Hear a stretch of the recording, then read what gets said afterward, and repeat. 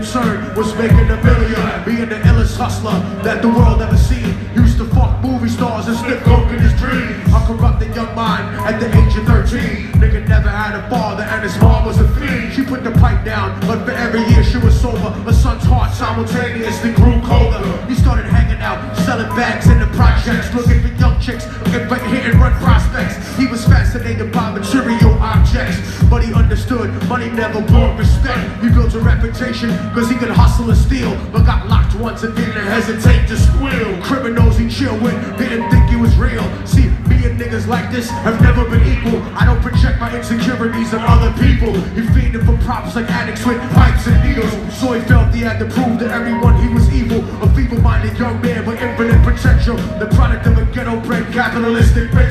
Coincidentally dropped out of school to sell weed. There to where the devil smoked until his eyes would bleed. But he was sick of selling trees and gave into his greed. I'll tell you about my little homie right there. So Billy started robbing niggas anything he could do to get his respect back in the eyes of his crew. Started fights over little shit up on the block. Stepped up to selling mothers and brothers to crack block. Working overtime, making money for the crack spot. Hit the jackpot, wanted to move up to cocaine, but building the Scarface fantasy stuck in his brain. Tired of them hood niggas treating them the same. He wanted to be major like the cutthroats and the thugs. And when he tried to step to him, niggas showed him no love. They told him any motherfucking coward can sell drugs. Any bitch nigga with a gun can bust slugs. Any nigga with a red shirt can burn like a blood. Even Puppy smoked the motherfucker up in the club. But only a real dog could stab someone till they die. Standing in front of them, staring straight into their eye. Billy realized that these men were well guarded, and they wanted to test him before business started. Suggested raping a chick to prove he was cold-hearted. Now he had a choice between going back to his life or making money with made men up in his sight. His dreams about cars and ice made him agree. A hardcore nigga is all he ever wanted to be. So he met them Friday night at 2:45. Let's take this ride. They rolled around the project slow while it was raining, smoking blunts, drinking and joking for entertainment. Till they saw a woman on the street walking alone, 3 in the morning, coming back from work on her way home. So they quietly got out the car and followed her, walking through the projects. The darkness swallowed her. They wrapped the shirt around her head and knocked her onto the floor. This is it, kid. Now you got your chance to be raw. So Billy yoked her up and grabbed the chick by the hair, dragged her into a lobby that had nobody there. Struggled hard, but they forced her to go up the stairs. Got to the roof and then held her down on the ground, yelling, "Shut the fuck up and stop moving around." Her shirt covered her face, but she screamed and clawed. Billy stomped on a bitch till he broke in her jaw. Them dirty bastards knew exactly what they were doing. They kicked her until they cracked her ribs and she stopped moving. Blood leaking through the claw, she cried silently. And then they all proceeded to rape her violently. Billy was made to go first, but each of them took a turn, ripping her up and choking her until her throat burned. Her broken jaw mumbled for God, but they weren't concerned. When they were done and she was lying, bloody, broken and bruised, one of them niggas pulled out a brand new 22. He told him that she was a witness of what she gone through, and if he killed her, he was guaranteed a spot in the crew. He thought about it for a minute, she was practically dead, so he leaned over and put the gun right to her head. And now I have to end my story for you, Portland, the only way that it can.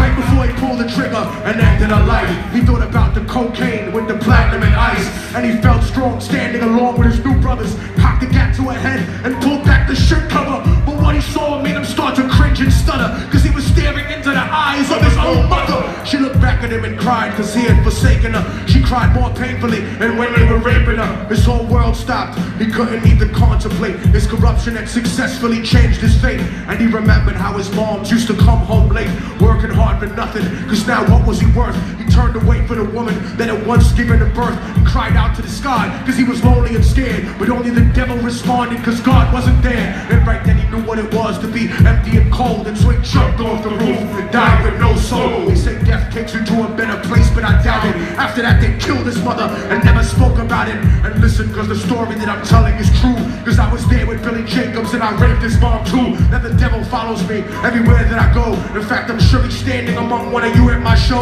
In every street cipher listening to Lil Thug's flow. Could be standing right next to you and you wouldn't know. The devil grows goes inside the hearts of the selfish and wicked. White, brown, yellow, and black color is not restricted. You have a self-destructive destiny when you're inflicted. And you'll be one of God's children that fell for the top. There's no diversity because we're burning in the melting pot. So when the devil wants to dance with you, you better say never, because the dance with the devil might last you forever.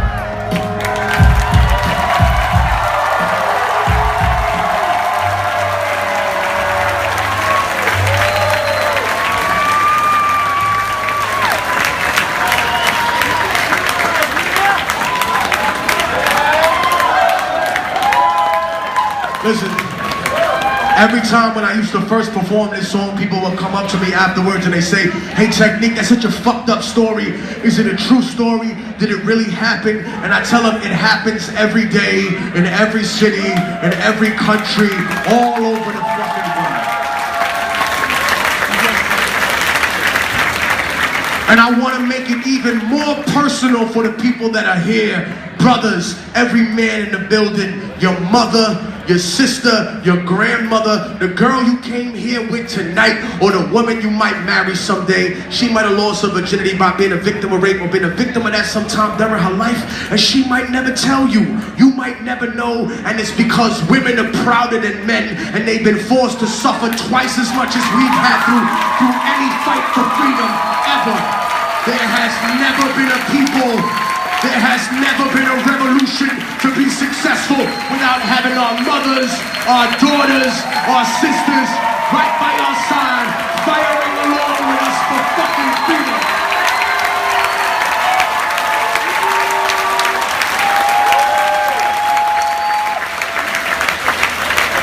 So before you go home and look in the mirror and think you're a commando because you came to the People's Champion Tour, remember, you make the changes you want to see in the rest of the world and yourself first. That's why if you see somebody touching little kids at the park, or you see somebody trying to drag a girl into a van, that's the time, not drunk at a party.